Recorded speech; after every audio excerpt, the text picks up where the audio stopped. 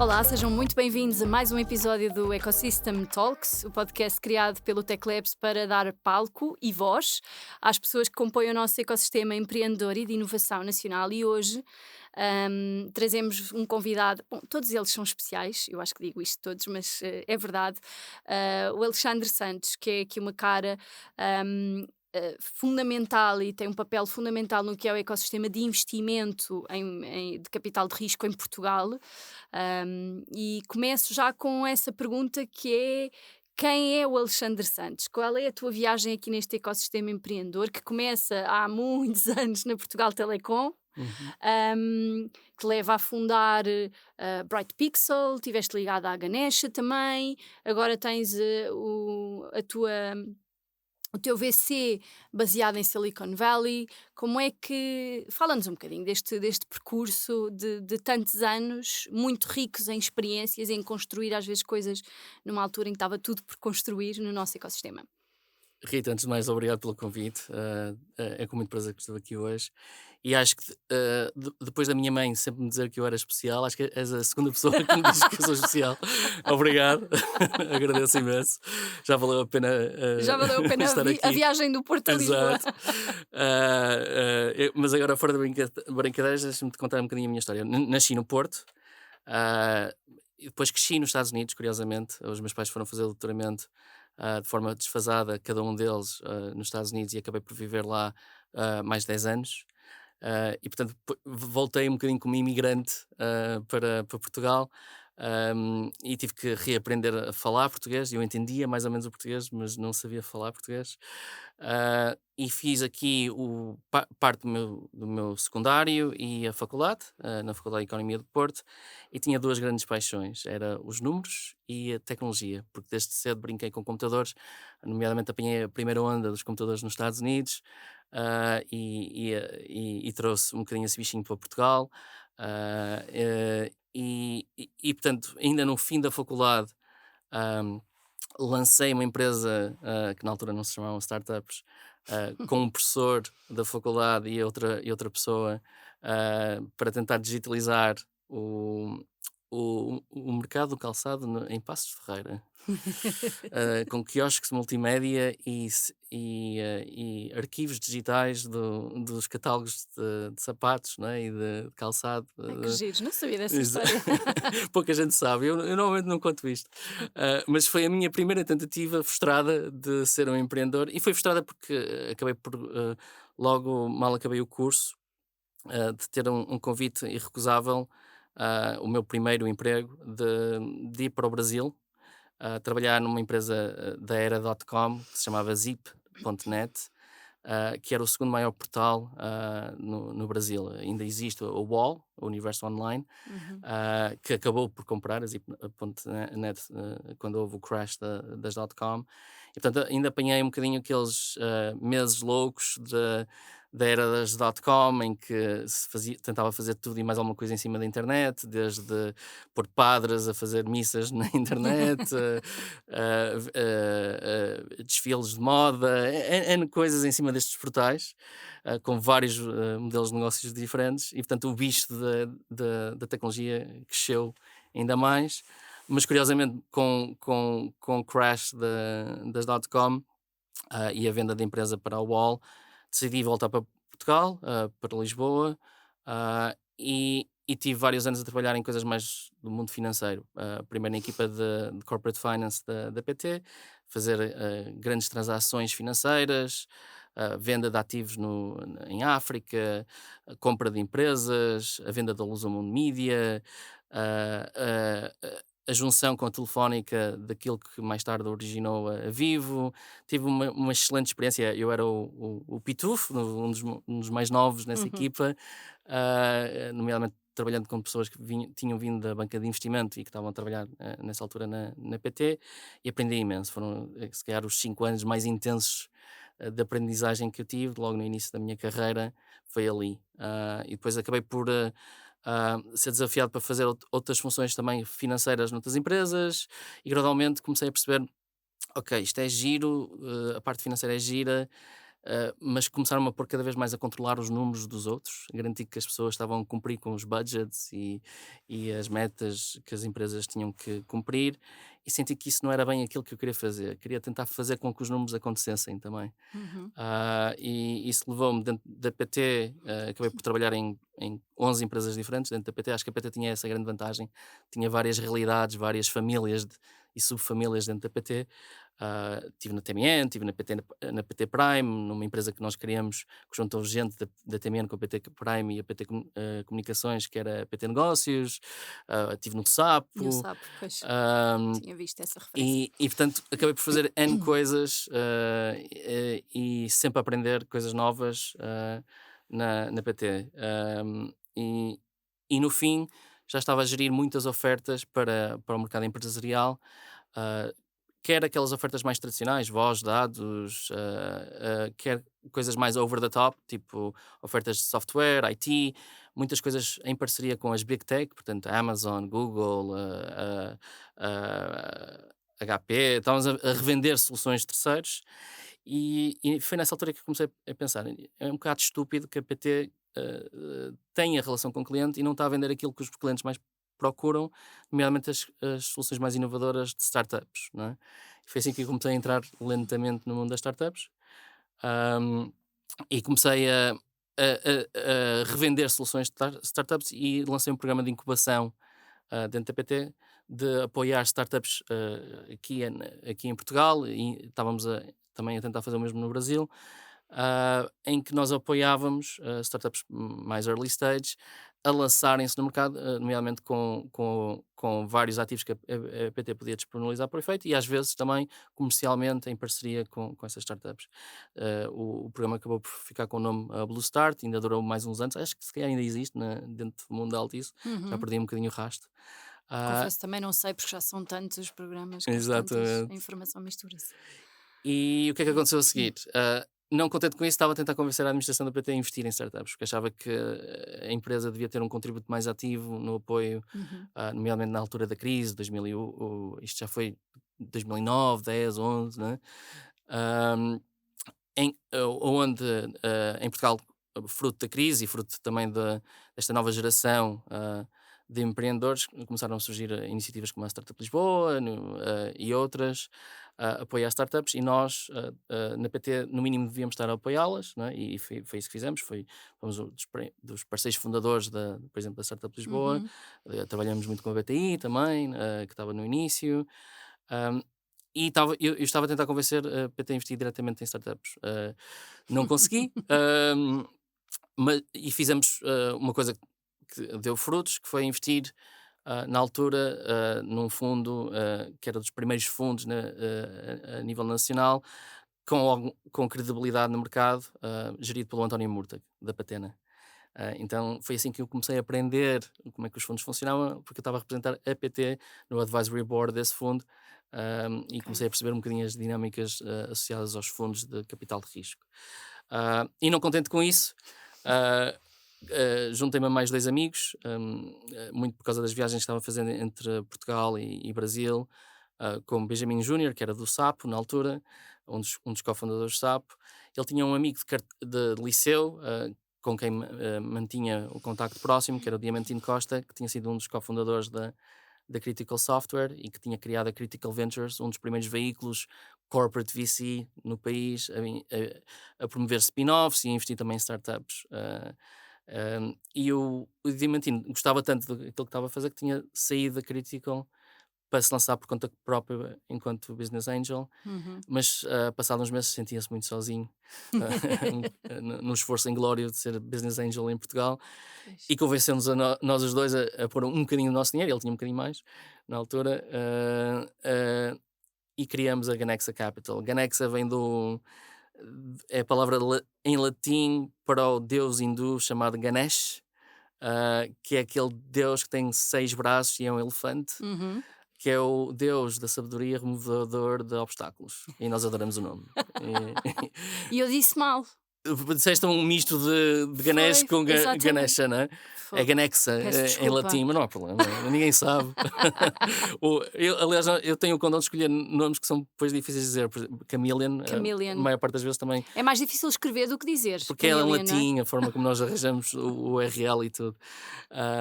E portanto, foi assim que eu comecei romanticamente a pôr um bocadinho do meu dinheiro em projetos muito early stage, a trabalhar com empreendedores, no lançamento dos seus projetos, Uhum. etc. E aprender, acho que é a melhor forma de aprender é com um bocadinho do teu dinheiro, apoiar outros a lançarem os seus negócios e, obviamente, dar mais do que o dinheiro, não é? E foi assim que nós começamos o caminho. Estava cada vez mais entusiasmado com este mundo de capital de risco, estava a tentar sair da PT para me lançar por conta própria no mundo de capital de risco. E até a pedir a opinião de pessoas como o António Murta, que respeito muito, de como é que poderia fazê-lo, se conseguia fazer crescer a Ganexa a esse ponto ou não. Quando uma pessoa amiga que tinha estado na PT, que tinha ido para a Sonai, me disse: Olha, a Sonai agora está em vias de lançar a sua capital de risco, uma holding chamada Sonai Investment Management, que na sequência da fusão que originou um, a Ótimos, né? Uhum. Tem dinheiro para investir, tem mais de 250 milhões para investir no Pois. mercado. Portanto, a fazer ali o que tu não tinhas conseguido a PT a Exatamente, fazer. exatamente. Precisa de montar uma equipa e tu se calhar podias ser o diretor, o primeiro diretor que eles contratam, não é? Para ajudá-los a montar a equipa de investimento, porque eles já têm algumas empresas de base tecnológica que vão pôr naquela holding, que foram spin-offs que historicamente existiam no grupo, a Bidu, a Safety, a BizDirect, em que é preciso dar o destino a esses ativos, mas querem sobretudo aplicar dinheiro fresco no mercado, um, idealmente em growth stage, portanto, idealmente séries A em diante, empresas que já tenham no mínimo 2 milhões de faturação e que precisam de dinheiro para escalar. Mas também, se calhar, querem investir em early Em stage. early stage. Então, eu quando cheguei lá, foi engraçado, que é, então, mas, ok, quais são os objetivos? Olha, é um bocadinho private equity com estes ativos que já temos, buy and build, se calhar comprar empresas mais pequenas para fazer crescer as empresas que já temos e que controlamos, para depois ver se vale a pena vendê-las mais tarde. Ahm, ah, mas o grosso da aposta é em growth, mas também, já que tens experiência em early stage, queremos fazer early stage para também, se calhar, ajudar empresas a chegar à fase em que Claro, nós que queremos pôr realmente mais depois dinheiro. tem Não é? interesse em pôr Eu dinheiro. disse: Ótimo, mas quantos somos? Olha, és tu e mais duas pessoas que para já tens aqui na equipa. Eu disse: Ok, fazer três coisas totalmente diferentes com três pessoas não dá, e a equipa acabou por crescer. Né? Acabamos por criar várias equipas diferentes. Tivemos equipas que gradualmente ficaram mais dedicadas em growth stage, aos vários verticais da aposta. E no early stage, passado 9 meses, nasceu o bebê, Bright Pixel, muito com o meu dedo, porque conhecia muita gente no meio. Comecei a falar muito com o Celso Martinho, que era o CEO e um dos cofundadores do SAP, Uhum. que estava cada vez mais a pensar fazer coisas diferentes. E com o Celso, acabei por convencer a Sonai que se calhar devíamos experimentar um modelo diferente em early stage, não é? Que era criar um Venture Builder Studio em que podíamos ter um papel muito mais ativo, para além de pôr dinheiro na equação, era realmente minimizar o risco de execução com uma pool de recursos humanos mais séniores que estariam na Bright Pixel e que poderiam ajudar a criar os MVPs de raiz. Portanto, programadores com experiência, malta com experiência de lançar produtos em escala, Uhum. que trabalhasse com os fundadores e que se calhar também poderíamos, em algumas situações, germinar ideias que tivéssemos, ir buscar o talento e montar um bocadinho in vitro, não é? Projetos de raiz na Bright Pixel. E foi assim que nasceu a Bright Pixel, primeiro como um Venture Builder Studio, mas pouco depois as coisas aceleraram bastante. Acabamos por criar um primeiro fundo e agora acho que já temos, não, eu já não faço parte da Bright Pois. Pixel, mas ainda sinto que sou Claro, há aí muito muito carinho ligado, ainda exato. envolvido, sim. Três fundos associados à Bright Pixel mais para early stage. E foi assim que eu acabei entre a Sona AM e a Bright Pixel fazer mais de 30 e tal investimentos, um pouco por todo o mundo, entre growth stage e early stage, e também acabei por estar envolvido em alguns projetos mais ligados a private equity, que, por exemplo, originaram a venda da Bidu, a venda da Safety mais tarde, várias coisas associadas ao portfólio que se herdou lá, não é? Eu ia te perguntar uma coisa, porque disseste agora mesmo um ponto que eu acho que é importante e que faz uma ponte perfeita para a Chameleon onde estás agora e que criaste. Queríamos criar um modelo inovador. E eu acho que é muito interessante conhecer-te e perceber que tu temos um empreendedor por trás do investidor. Não é? Ou seja, esta perspectiva tem que ter qualquer coisa de diferenciador, criar modelos de negócio em torno daquilo que se faz, que são diferenciadores do que existe. E conseguiste fazer isso muito também com a Chameleon. Fala-nos um bocadinho. hum, o que é que fundaste ali e o que é que vocês têm de diferenciador enquanto investidores? Porque eu acho que isto é super importante Uhum. passar para lá, porque lembro-me da primeira vez que falámos sobre isto e de facto fazer todo sentido a forma como vocês trabalham, os dados que vocês obtêm, como é que isso suporta esse processo de investir e da decisão de investir. Fala-nos um bocadinho sobre isso. Ok, vou tentar resumir. Vamos a isso, sim. Portanto, eu fundei a Chameleon com mais dois cofundadores. O Nuno Gonçalves Pedro, que já conheço desde 2016, porque o convidamos para ser do nosso comitê de investimento enquanto membro independente na Bright Pixel.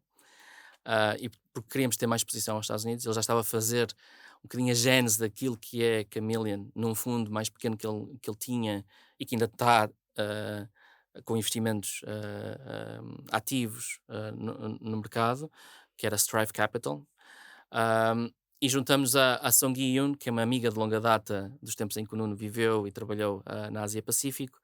Um, a Song Gi é sul-coreana, mas também já vive e tem cidadania americana nos Estados Unidos, tal como o Nuno. Portanto, já estão há Uhum. mais de. Cada um deles está há mais de 10 anos lá nos Estados Unidos. E portanto, eu juntei-me a eles os dois, eles também já estão a fazer investimentos em conjunto, através do veículo do Nuno, ah, por causa de uma crença conjunta de que ah, em capital de risco há muito ainda por fazer. A maior parte das capitais de risco usa uma receita antiga que existe há mais de 30 anos, que é muito assente em olhar para oportunidades de investimento fruto de. Eu agora vou usar palavras em inglês porque tenho dificuldade às vezes de usar as portuguesas. Não, não há De problema. warm intros, referrals, portanto, coisas que lhes chegam inbound, não é? Ao colo, a maior parte Uhum. das vezes. Ou fruto da brand equity que vão criando ao longo do tempo, do facto de irem a eventos, de serem conhecidos no mercado e de, portanto, de coisas lhes serem enviadas para eles, não é? A grande maioria das VCs trabalha assim. É criar lentamente este efeito de cada vez receber coisas melhores e em volume maior via inbound. Uhum. Nós também fazemos isso. Qualquer VC tem que trabalhar isso, ok? Mas o grau de sofisticação em analisar as empresas é relativamente baixo em média. Não se usa muito dados em early stage. Muito menos dados para tentar identificar sinais que te permitem mais proativamente chegar à fala com fundadores, ainda antes, se calhar, de eles estarem a pensar em levantar capital. Portanto, a nossa tese está muito assente nisso. A arte de investir em early stage, o valor está em nós conseguirmos chegar à fala com outliers mais cedo do que os outros. E para identificar outliers, a tecnologia e dados pode ter um efeito brutal de alavanca naquilo que nós fazemos. E a grande maioria das VCs, muitas nasceram neste contexto que tivemos até há bem pouco tempo, de taxas de juros baixas, milhares de VCs novas, não usa tecnologia nem dados, ou usa muito pouco. 95% delas Uhum. investe se calhar menos de 100k por ano em IT, o que não é Sim, sim, nada. sim. Portanto, nós Usa já. muito, também um modelo que ainda é muito tradicional, não é? De ter Exatamente. aquela pool de experts numa data de áreas que vai consultar, certo? Sim. Ainda é muito à base Nós também disto. temos isso, e Mas isso não tem só isso, não é? Isso, Querem ir um isso tens que bocadinho ter mais além. sempre, não é? Porque se queres investir em early stage, tens que tentar investir em vários verticais e nunca sabe, e seria um bocadinho ridículo acharmos que nós sabemos tudo, não é? Não Uhum. sabemos tudo. Aliás, estamos sempre a aprender. Todas as semanas estamos a aprender Claro. com os fundadores que conhecemos, não é? Sobre verticais novos, novas formas de fazer coisas em áreas que até já conhecemos relativamente bem, não é? E portanto, ter essa rede estendida é muito importante. Portanto, e aliás, também tentamos inovar aí, na Chameleon, e já explico como. Mas basicamente, nós desenvolvemos, e metade da equipa são data scientists, data engineers, e software developers, que estão a trabalhar lado a lado com a Deal Team, né, a equipa de investimento. Pessoas que nós fomos buscar, por exemplo, a Goldman Sachs, que estavam a trabalhar em quant teams, a fazer coisas muito avançadas em mercados públicos, não é? E que estão a trabalhar connosco em desenvolver esta tecnologia e modelos de dados que nos permitem, quer na fase de screening e sourcing, de estarmos a analisar um volume muito maior de empresas, e ir de forma priorizada tentar falar com aquelas que têm melhor sinal, não é? Uhum. E portanto que têm algum indício que podem ter algo distintivo nelas. Quer de modelos agora que já nos estão a ajudar em sermos muito melhores e mais rápidos a analisar os supermercados que estamos a analisar quando estamos a avaliar uma empresa, a fazer as DDs, as due diligences. Quer agora, já estamos a trabalhar em modelos que queremos usar nos próximos meses, a fazer uma coisa que não é feita em capital risco, e que é muito feita noutras áreas financeiras, que é gestão de risco à séria. O que é que eu quero dizer com gestão de risco à séria? É raro ver mo- ah, o- VCs que têm modelos analíticos que analisam o equilíbrio do portfólio. E imagina, nós já temos 10 investimentos no fundo atualmente que temos ativo. O 11º, se é no vertical de, sei lá, de B2C, consumer mobile, a vender qualquer coisa muito específica, não é? Como é que isso afeta o meu risco como um todo? É bom ou não? Vai pôr ainda mais risco no meu portfólio ou menos? Ou vai equilibrar o risco porque eu tenho já investimentos noutros verticais e, portanto, não estou a ficar demasiado exposto a esses verticais e até estou a pôr umas fichas noutros, não é? Noutro sítio. VCs não fazem isso. A grande maioria não faz. Uhum. E nós estamos a trazer isso também para o mundo do VC. Eu acho que cola perfeitamente bem agora com o que acabaste de dizer, perguntar-te. Porque estamos aqui a falar de forma dispersa, mas ainda assim a tocar em vários pontos do que é que ainda não se faz no nosso ecossistema de investimento. Hum, e aquilo que muitas vezes se ouve, é um chavão que eu gostava de perceber se tu questionas isto ou não, e o que é que tu pensas sobre isto, é que de facto não temos verdadeiro capital de risco, em Portugal. O que é que tu pensas sobre isto? E se houver uma parte disto que a ti te possa parecer verdade, o que é que podemos melhorar e o que é que podemos estar a fazer, hum, para ir nessa direção? Pergunta complicada. I know, mas eu estou a contar contigo. Sim. Ahm, Portugal é um país pequenino, não é? Tem grandes virtudes, mas também é um país muito pequeno e, portanto, a indústria de capital de risco também é pequena Claro, em escala, não em é? escala, não é? Os maiores fundos em Portugal não são grandes em mais lado nenhum, não é? E portanto, por exemplo, na Camila nós gerimos 75 milhões e temos um fundo ativo para aplicar no mercado global 75 milhões. À escala global somos relativamente pequenos, mas não é mau para emerging fund managers, estamos pela primeira vez a trabalhar juntos, ter um fundo de 75 milhões Uhum. no mercado não é mau, ok? É uma boa forma de começar. Mas em Portugal, se calhar, não sei se a Índico ou a Armilab têm hoje um fundo ativo deste tamanho. Uh, se calhar, somando todos os fundos que já tiveram sob gestão e têm sob gestão, tem mais dinheiro, e acho que tem. Mas não tem um fundo um único fundo ativo deste tamanho. Se formos para a Espanha, já tens fundos de 300 milhões ativos, 400 milhões ativos, né? E é um país oito vezes maior do que nós, né? Em termos económicos. Né? E portanto, a indústria de capital risco em Portugal, em primeiro lugar, é pequena. Fez uma grande evolução desde que eu comecei a ver startups em Portugal. Cresceu muito, mas ainda é relativamente pequena. O que é que aconteceu? Tiveste nos primeiros anos, tinhas poucos atores institucionais, muito. Praticamente tinhas a Armilar, que nasceu até o fruto de uma parceria com a Sonaem, fez o MBO, né? E deixou de ser a As Ventures, com o apoio da Sonaem enquanto investidora e outros investidores na altura. Estive nesse processo. Uhum. E a Armilar, com o histórico que trazia da As Ventures, era se calhar o único player nacional que tinha tido experiência de investir fora de Portugal, nos Estados Unidos, na Europa, e portanto era a única equipa que se calhar com mais anos de experiência em capital de risco. Tinhas o Stefan na Caixa Na Caixa Capital, a Capital, criar um projeto que realmente estava a apoiar um bocadinho as startups em Portugal, com dinheiro público, não é? E tinhas pouco mais, né? Tinhas alguns players mais pequenos, institucionais, quase.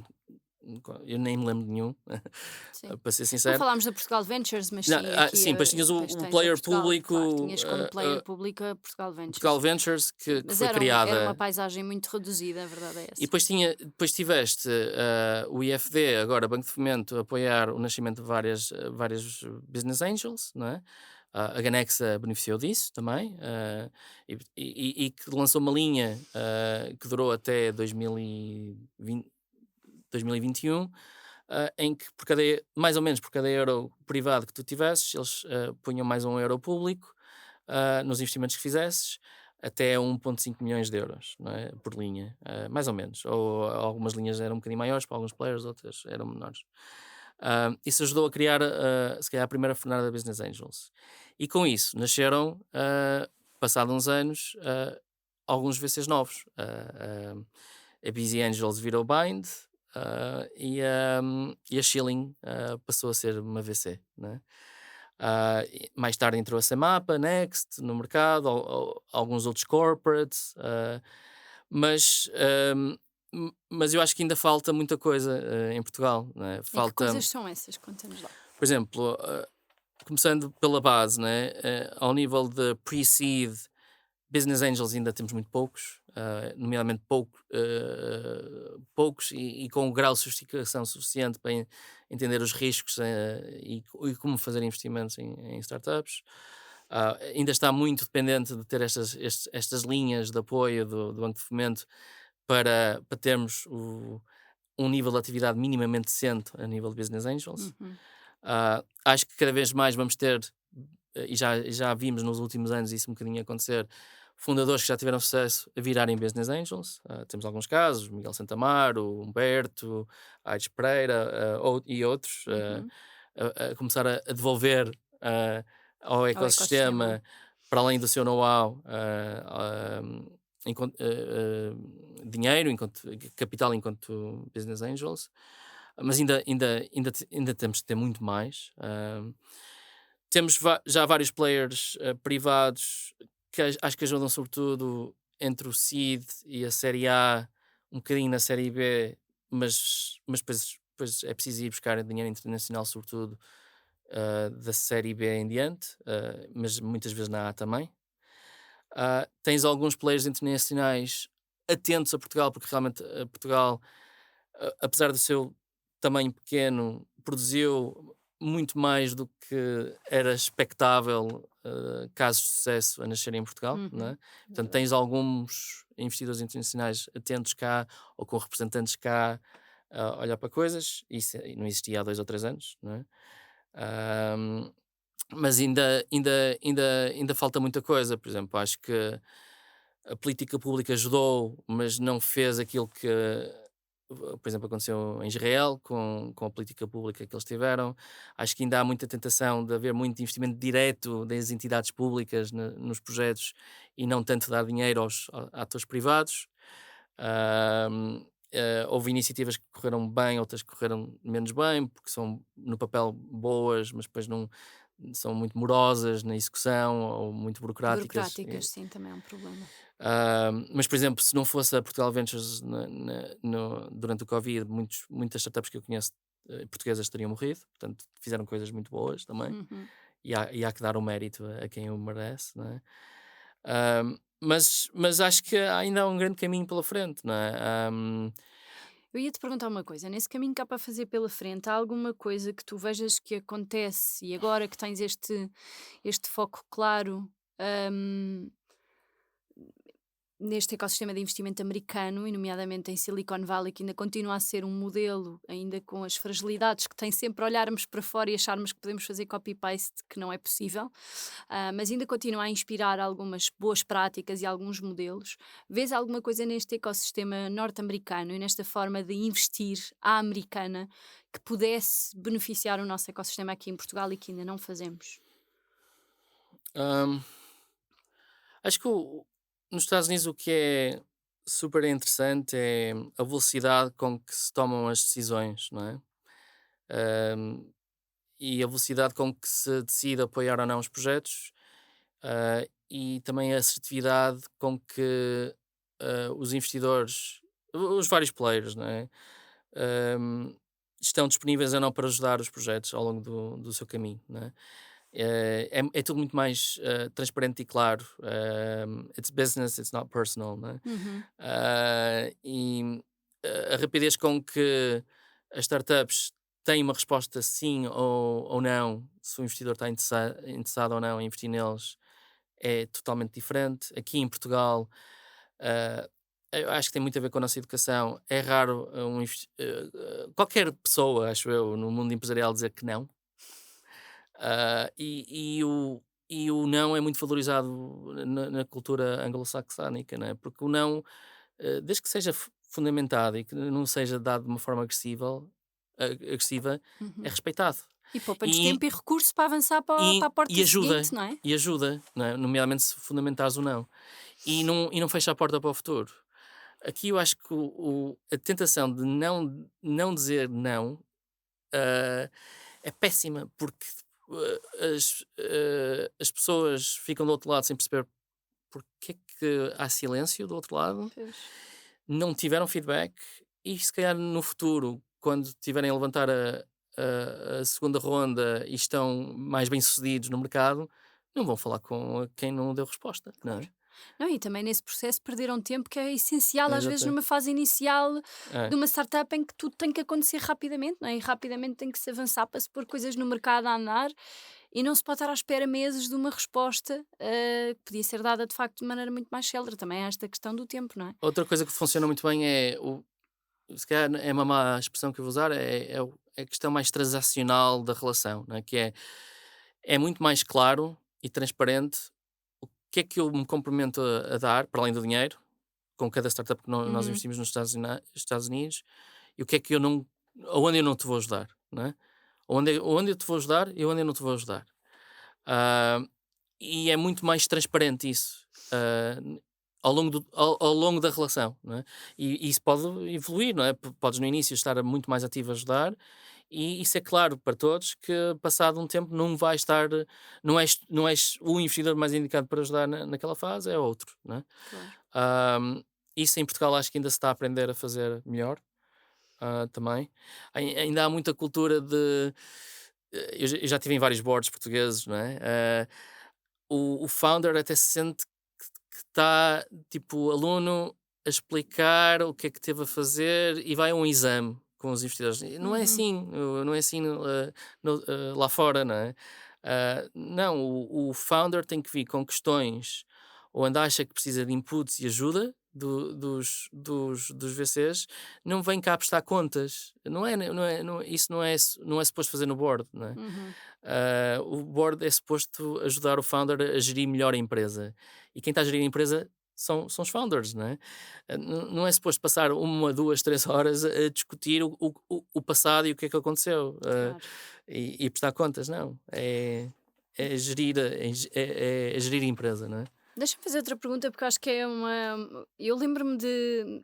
aqui ainda há pouco tempo passaste pelo Tech Labs e generosamente foste ouvir e conhecer algumas das nossas startups e das spin-offs que temos ali na incubadora.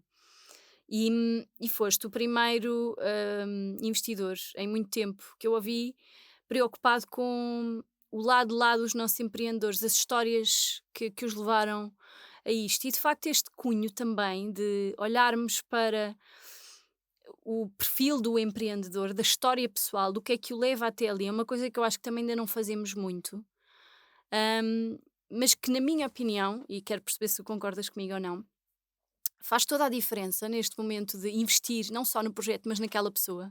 Porque o projeto até pode morrer e chegarmos ao mercado e perceber que não vale nada, mas se aquela pessoa tiver aquele drive, hum, vai suceder e vai continuar. Se não for com aquele projeto, é com a iteração daquele projeto, é com outro.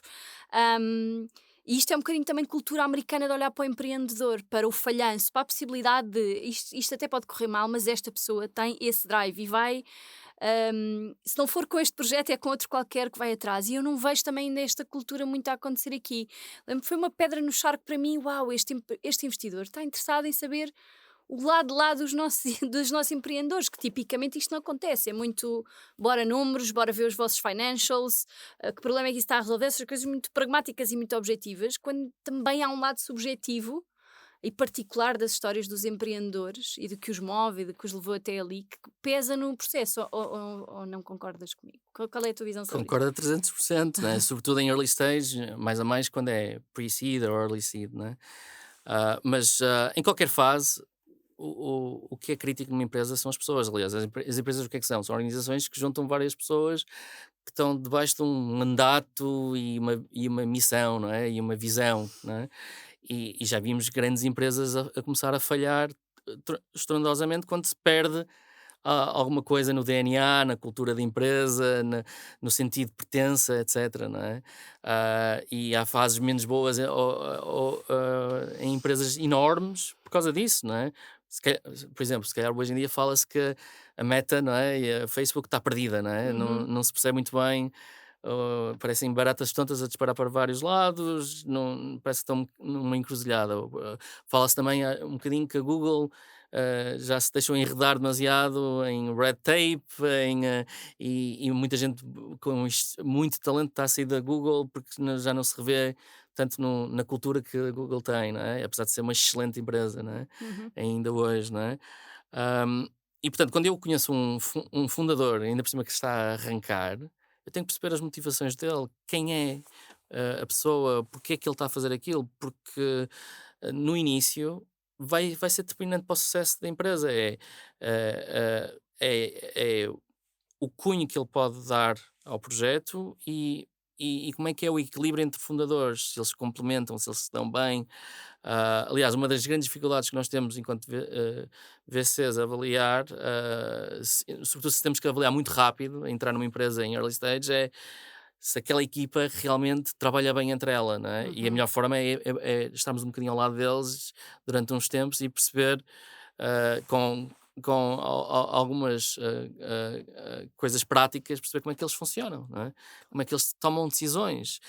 Por exemplo, é raro uma VC fazer perguntas como é que vocês tomam decisões quando não estão em acordo entre elas? Nós fazemos muita, sobretudo quando já queremos investir na empresa e já estamos decididos a investir, estas são Uhum. as últimas perguntas que nós fazemos. Então, olha, cenário hipotético. Tu queres fazer a tua cofundadora quer fazer B. Como é que vocês Como é que desempatam? resolvem isso? Eles ficam completamente baralhados com essas perguntas, não é? Pois. Porque muitas vezes que nunca pensaram nelas, não é? Isso é Mas são extremamente essenciais, importante, claro. porque a química entre os founders no início é determinante para o sucesso da empresa. Depois, à medida que a empresa cresce, é se aqueles founders conseguem atrair talento-chave para se juntarem a eles e acreditarem naquilo que eles estão a fazer. E depois, quando a empresa se calhar já tem 50 pessoas, se estão a conseguir reter o talento, se estão a conseguir crescer nas áreas onde precisam crescer em termos de talento. Ahm, não é? O talento é sempre uma peça-chave, não é? Mas no início é muito à volta dos founders. Não é? De acordo. Vou passar para um tema que vai ter que ser o último, porque as Não temos conversas tempo. são como as cerejas e já vamos aqui numa conversa longa, apesar de em off termos estado a discutir antes de começar isto que somos ambos fãs de coisas um bocadinho mais longas. ahm, em termos de podcasts, mas as nossas convém não serem muito longas e por isso focava aqui a minha última questão sobre duas coisas que me parecem importantes refletir sobre. Uma, esta quebra no número de startups que são criadas e também a própria qualidade dos projetos que vai aparecendo. Estes números estão documentados e de facto estamos aqui a sofrer uma diminuição. Sentes isso ou não? Enquanto investidor já estás a sentir isto e como é que achas que podemos dar a volta? Se calhar esta é a primeira. Uhum. E por último, com este quadro económico ou financeiro que nos rodeia, de crise, como é que tu achas que já nos podemos começar a preparar, sobretudo os nossos empreendedores, as nossas startups, para olhar para o mercado de investimento à luz Uhum. desta crise em que já estamos? Ok. Primeiro, eu não sinto quebra nenhuma, porque nós atuamos à escala global, estamos a olhar para startups do mundo todo, vemos muitas nos Estados Unidos, mas Uhum, também muitas na Europa, Ásia, etc. Portanto, não há quebra numa escala global, muito pelo claro, contrário. Em Portugal, acho que aqui em Portugal, sim. em Portugal, conjunturalmente, acho que sim, acho que houve um conjunto de startups que viraram scale-ups, várias empresas internacionais que se instalaram cá, e acabaram por absorver talento chave que, se calhar, noutras condições, poderia estar tentado a lançar-se por conta própria, né? Uhum, E estão a pagar relativamente bem, e portanto estão a trabalhar em projetos interessantes noutras empresas. Acho que isso é conjuntural e pode ser resolvido por duas coisas. Por um lado, pela crise, por outro, foi assim que vimos a primeira claro, leva a de. crise aguça Exato. a vontade de fazer acontecer, não é? Por outro, com a crescente população expat que está a viver cá em Portugal e a trabalhar cá em Portugal e que pode começar também a lançar projetos cá, misturando talento local com talento internacional. Acho que as empresas estão cada vez mais distribuídas, isso, aliás, a quantidade de empresas com quem nós falamos, que já é um bocado difícil perceber onde é que estão. É enorme, não é? Porque Pois. desde Covid, não é? Claro, Eles têm estão all equipas, over the place. exatamente, nós próprios nós temos 8 nacionalidades, temos pessoas em 4 países diferentes, né? Pois. E portanto, nós enquanto VC somos um bocadinho também o espelho daquilo que tem acontecido desde do Covid, né? Nascemos Claro. durante o Covid também, neste modelo mais distribuído. Ah, a outra pergunta, mais ligada a ao conselho que eu posso dar a empreendedores neste contexto de crise. Acho que não há melhor altura para criar empresas. As melhores fornadas, se olhares friamente e racionalmente para trás, de startups, nasceram em períodos de extrema crise. E portanto há um bocadinho o conceito de vintage em capital de risco, que é um bocadinho como os vinhos. Os fundos que nasceram no ano X, se tiveram melhor colheita 10 anos depois ou não, Sim. do que no ano Y. E se fores a ver, os fundos que mais investiram em períodos de crise foram aqueles que tiveram melhores resultados a seguir, porque apanharam as startups na melhor altura. Uhum. Ok? Mas achas que os investidores estão com essa vontade? Há investidores e investidores, há também investidores turistas, não Claro. é? E é sempre ingrata estas E, generalizações, totalmente de acordo contigo que a pergunta é ingrata também nesse sentido, não é? mas eu, em early stage, se tu me disseres, ok, já sou uma startup que já levantei a série A e tenho que levantar uma série B, se puder evitar levantar em Por essas as 2023, coisas são opa, complicadas, sim. evita, não é? Porque é Uhum. difícil levantar dinheiro a sério e ter uma avaliação decente nesta fase, não é? Pois. E se precisas de dinheiro para escalar o negócio, idealmente se calhar é melhor estender um bocadinho mais o runway, não ser tão agressivo naquilo que queres fazer em termos de crescimento e tentar esperar mais uns meses para ver como é que os mercados estão daqui a 6 meses, não é? Sem dúvida. Em mais later stage. Em early stage, levantar capital para arrancar, bora. Ora, é agora o momento, não é? Porquê? Porque é nestas alturas que nascem as melhores empresas, não é? Pois. Estamos a assistir agora a uma explosão, não é? Agora a moda é AI, não é? E generative AI, etc. N empresas a nascerem aí, não é? Por que não, não é? Agora, se calhar vais ter que falar com mais investidores do que terias que falar em 2020 e 2021 para levantar a ronda. Os investidores, se calhar, demoram um bocadinho mais tempo a tomar a decisão, mesmo em early stage. Mas consegues levantar capital. E é a melhor altura, porque depois vais estar na altura certa. Os mercados são sempre ciclos, não é? Claro. A crescer numa altura em que vamos numa, estar. numa altura em que depois podes levantar as rondas maiores, não é? Claro, a renascer das cinzas. Ficava aqui muito mais tempo. Eu também. Mas foi muito boa esta conversa, mesmo. Mil obrigada pela tua presença aqui, por estes insights todos que eu acho que são super importantes. Obrigada mesmo por ter estado aqui. E a quem nos ouve do outro lado, espero que voltem para o próximo episódio. Obrigada por terem acompanhado mais este e até breve.